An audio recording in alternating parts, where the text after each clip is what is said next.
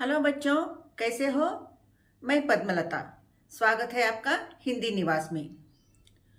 आज हम पाठ नहीं पढ़ेंगे बल्कि व्याकरण पढ़ेंगे। किसी भी भाषा को अगर हमें फ्लुएंटली बात करनी है, शुद्ध रूप से बोलना है, तो व्याकरण की बहुत ज़रूरत है। एग्जाम्पल के तौर पर मैं आपको बता दूं, सीता ने कहा मैं अच्छा हूं। वाक्य देख लीजिए। सीता ने कहा मैं अच्छा हूं। क्या ये वाक्य सही है?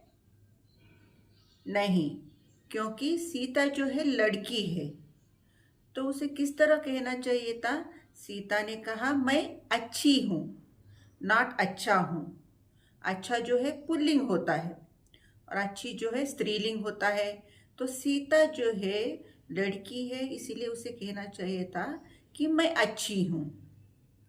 तो इस प्रकार की गलतियां तब होती है जब हमें व्याकरण का सही रूप से पता नहीं होता।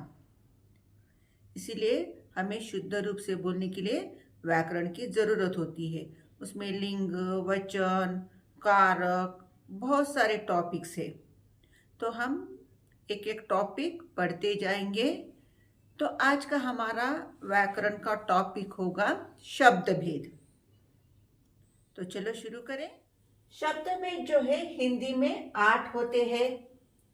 संज्ञा, सर्वनाम, विशेषण, क्रिया, क्रिया विशेषण, संबंध सूचक, समुच्चय बोधक और विस्मयादि बोधक। तो हमें एक एक करके कंप्लीट करना है। संज्ञा किसे कहते हैं, संज्ञा के कितने भेद है, उसी तरह सर्वनाम किसे कहते हैं, उसके कितने भेद है। इस तरह एक एक भेद को हमें जानना है। तो चलो हम संज्ञा से शुरुआत करते हैं। तो संज्ञा, संज्ञा का मतलब है नाम वाले शब्द। हम जब 3rd 4th क्लास में पढ़ते थे तब नाम वाले शब्द के कर हमने पढ़ा था। तो संज्ञा की परिभाषा क्या है? परिभाषा माने डेफिनेशन। तो आपको एग्जाम में डेफिनेशन नहीं पूछा जाता, आपको एक सेंटेंस दिया जाता है और आपको पहचानने के लिए पूछा जाता है उस वाक्य में संज्ञा कौन सी है या क्रिया कौन सी है, विशेषण कौन सा है। इस तरह आपको एग्जाम में पूछा जाता है। अगर आपको डेफिनेशन मालूम होगा तभी आप जो है आइडेंटिफाई कर सकोगे वो कौन सा शब्द भेद है। तो इसीलिए हमें डेफिनेशन का जानना बहुत जरूरी है। तो संज्ञा की परिभाषा क्या है? किसी भी व्यक्ति, वस्तु, स्थान या भाव के नाम को सूचित करने वाले जो भी शब्द होते हैं उसे हम संज्ञा कहते हैं। मैं यहाँ आपको बोर्ड पर भी लिखा कर बताऊंगी, अगर किसी को चाहे तो आप नोट डाउन कर सकते हो। तो चलो संज्ञा से हम शुरुआत करते हैं। तो क्या बताया था मैंने?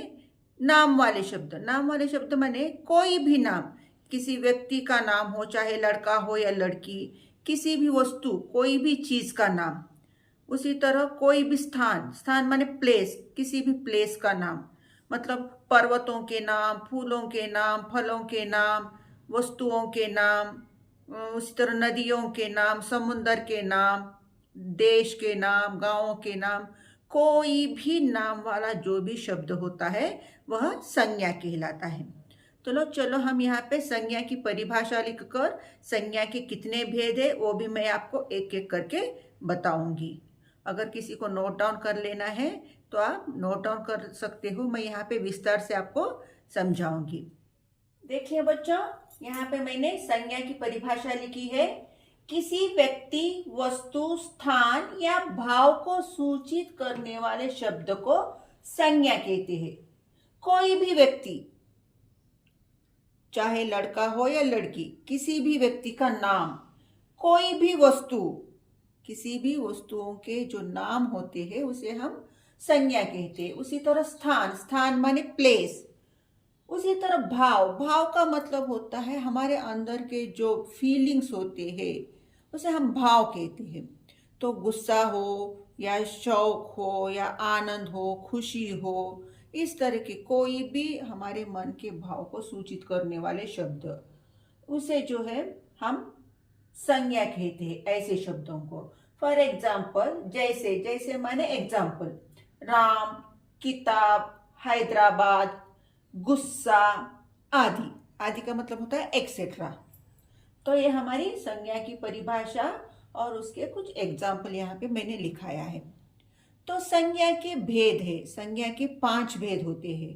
तो वह कौन कौन से भेद है ये एक एक कर कर अभी हम जानेंगे। देखिए संज्ञा के भेद, संज्ञा के कितने भेद है? 5 भेद है। पहला भेद जो है व्यक्तिवाचक संज्ञा, जातिवाचक संज्ञा, द्रव्यवाचक संज्ञा, समूहवाचक। समूहवाचक संज्ञा को समुदायवाचक संज्ञा भी कहते हैं, समूहवाचक या समुदायवाचक संज्ञा। और हमारा 5वां भेद है भाववाचक संज्ञा।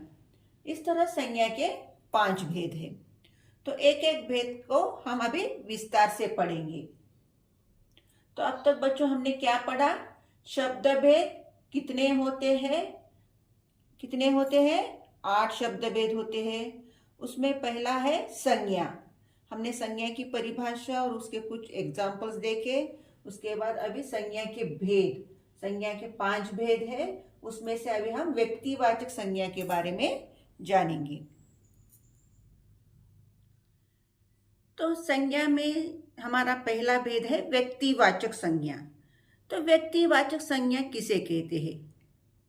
जो संज्ञा शब्द किसी विशेष व्यक्ति, वस्तु या स्थान के नाम को सूचित करते हो उसे हम व्यक्तिवाचक संज्ञा कहते हैं। फॉर एग्जाम्पल, सुनील खेलता है। वहाँ बहुत सारे बच्चे खेल रहे हैं, लेकिन वहाँ पे सुनील के नाम को पर्टिकुलरली मेंशन किया है, मतलब सुनील जो है व्यक्तिवाचक संज्ञा है। उसी तरह मैं हैदराबाद में रहती हूँ। मेरा जो रहने का स्थान है, रहने का प्लेस है, उसे पर्टिकुलरली वहाँ पे मेंशन किया है, हैदराबाद। तो हैदराबाद जो है व्यक्तिवाचक संज्ञा है। उसी तरह नरेंद्र मोदी हमारे प्रधानमंत्री है, नरेंद्र मोदी। मेरे पिताजी रामायण पढ़ रहे हैं, रामायण। ताजमहल विश्व में 7 अजूबों में से एक है। अजूबा मतलब वंडर। हमारी दुनिया में जितने भी वंडर्स है उसमें ताजमहल एक माना जाता है। या ताजमहल बहुत सुंदर है, या ताजमहल शाहजहां ने बनवाया है। यहाँ पे देखिए ताजमहल शाहजहां ने बनवाया था। यहाँ व्यक्तिवाचक संज्ञा 2 है, एक ताजमहल और एक शाहजहां, क्योंकि शाहजहां का यहाँ पे पर्टिकुलरली नाम मेंशन किया है। तो शाहजहां भी व्यक्तिवाचक संज्ञा हुआ और ताजमहल भी व्यक्तिवाचक संज्ञा हुआ। मतलब ताजमहल एक स्थान का, एक प्लेस का नाम है, तो यह विशेष रूप से वहाँ पे मेंशन किया है। तो ताजमहल शाहजहां ने बनवाया था।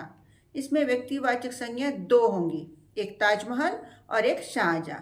इस तरह व्यक्तिवाचक संज्ञा के कुछ एग्जाम्पल्स, मतलब किसी विशेष व्यक्ति हो, वस्तु हो, स्थान हो, जब उनके नाम को सूचित किया जाता है उसे हम व्यक्तिवाचक संज्ञा कहते हैं। तो यहाँ पे मैंने एग्जाम्पल और परिभाषा लिखा है, आप चाहो तो नोट डाउन कर लो।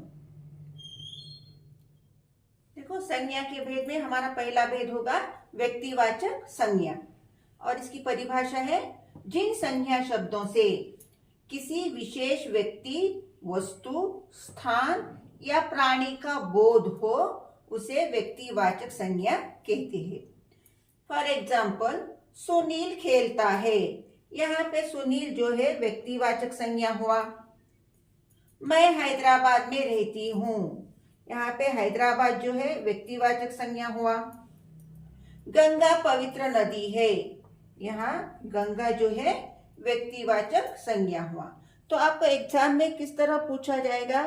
गंगा पवित्र नदी है। इस तरह आपको बिट पेपर में सेंटेंस दिया जाएगा और नीचे आपको ऑप्शंस होंगे, व्यक्तिवाचक संज्ञा, जातिवाचक संज्ञा, भाववाचक संज्ञा, इस तरह ऑप्शंस होंगे। तो आपको जब व्यक्तिवाचक संज्ञा की परिभाषा अच्छी तरह से समझ आएगी तभी आप आइडेंटिफाई कर सकोगे। तो गंगा पवित्र नदी है, इसमें गंगा कहकर पर्टिकुलरली यहाँ नाम मेंशन किया गया है। तो यह क्या हुआ? व्यक्तिवाचक संज्ञा का एग्जाम्पल हुआ। समझ आया बच्चों? चलो बच्चों, संज्ञा का दूसरा भेद जान लेते हैं, जातिवाचक संज्ञा। तो इसकी परिभाषा क्या है? जिन संज्ञा शब्दों से किसी प्राणी, वस्तु या समुदाय की पूरी जाति का बोध हो, उन्हें जातिवाचक संज्ञा कहते हैं। आपको इस बात पर ज्यादा ध्यान देना है, पूरी जाति का बोध हो, पूरी जाति का। तो जो संज्ञा शब्द उस जाति का बोध कराते हैं उसे हम जातिवाचक संज्ञा कहते हैं। फॉर एग्जाम्पल, टोकरी में फल रखे हैं। यहाँ पे जो है जातिवाचक संज्ञा दो होंगे, एक टोकरी और एक फल। क्योंकि टोकरी जो है, बहुत तरह की टोकरियां होती है, बहुत सारी चीजों से टोकरियां बनती है। टोकरी का मतलब होता है बास्केट। तो बहुत सारे प्रकार के बास्केट होते हैं। तो इसलिए टोकरी एक जाति हुई। और उसी तरह फल, यहाँ फल जो है पर्टिकुलरली मेंशन नहीं किया है कि आम है, केला है, अमरूद है या अंगूर है, इस तरह कोई मेंशन नहीं किया है। फल, बहुत सारे फल, हर तरह की, मतलब फल की यहाँ पे जाति है, चाहे वो कौन सा भी फल हो।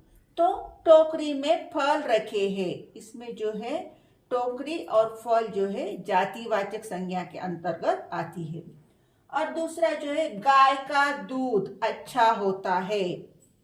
गाय, यहाँ गाय जाति है, मतलब चाहे वह गाय कहाँ की भी हो, हमारे भारत में की गाय हो या अमेरिका की गाय हो या रशिया की गाय हो, दुनिया में जितने भी देश है वहाँ किसी भी देश की गाय हो। गाय में बहुत सारे प्रकार होते हैं, तो कोई भी प्रकार की गाय हो, लेकिन गाय जो है एक जाति है। तो इसीलिए गाय जो है जातिवाचक संज्ञा हुई। उसी तरह हमारा तीसरा एग्जाम्पल है, किताबें वहां मिलती है। किताबें मतलब बहुत सारी किताबें हैं वहां पे, चाहे वह मैथ्स की हो, हिंदी की हो, इंग्लिश की हो या कोई और होली फेथ बुक, कोई भी किताब। वहां पे पर्टिकुलरली एक किताब का नाम मेंशन नहीं किया, किताबें वहां मिलती है। तो किताबें जो है एक जाति है, बहुत सारी किताबें, चाहे वो कौन सी भी किताब क्यों ना हो। तो यहाँ किताबें वहां मिलती है, इसमें जो होगा हमारा किताबें जो है जातिवाचक संज्ञा होगा। तो आपको एग्जाम में जो है इस तरह सेंटेंस दिया जाता है, टोकरी में फल रखे हैं, संज्ञा का भेद पहचानिए। तो आपको जो है ये जातिवाचक संज्ञा कहकर बताना होगा। या टोकरी में फल रखे हैं, ये इस तरह का सेंटेंस देकर आपको पूछा जाता है कि जातिवाचक संज्ञा पहचानिए। तो आपको टोकरी और फल, इस तरह के दो शब्दों को आपको अंडरलाइन करना है या पहचानना है। तो ये था हमारा संज्ञा का दूसरा भेद, जातिवाचक संज्ञा। समझ आया बच्चों? तो ये था हमारा जातिवाचक संज्ञा के कुछ उदाहरण और उसकी परिभाषा। तो समझ आया जातिवाचक संज्ञा किसे कहते हैं? तो किसी भी प्राणी, वस्तु या समुदाय की जाति का बोध कराने वाले शब्द जातिवाचक संज्ञा कहलाते हैं। आजकल सब्जी बहुत महंगी है। यहाँ सब्जी एक जाति, मतलब सब्जी में पर्टिकुलरली एक सब्जी का नाम मेंशन नहीं किया है, बहुत सारी सब्जियां आती है। सब्जी में फूल गोभी, पत्ता गोभी, टमाटर, सहजन, आलू, बैंगन, इस तरह का हर एक सब्जी। लेकिन ये सभी सब्जियां जो है सब्जियों की एक जाति है। तो आजकल सब्जी बहुत महंगी है, तो सब्जी जो है एक जातिवाचक संज्ञा के अंतर्गत आता है। उसी तरह हाथी भी जो है एक जाति है। हाथी के बहुत सारे प्रकार होते हैं, तो किसी भी प्रकार का क्यों ना हाथी हो, वह हाथी जाति के अंतर्गत आता है। तो ये थे हमारे जातिवाचक संज्ञा के कुछ एग्जाम्पल्स और उसकी परिभाषा।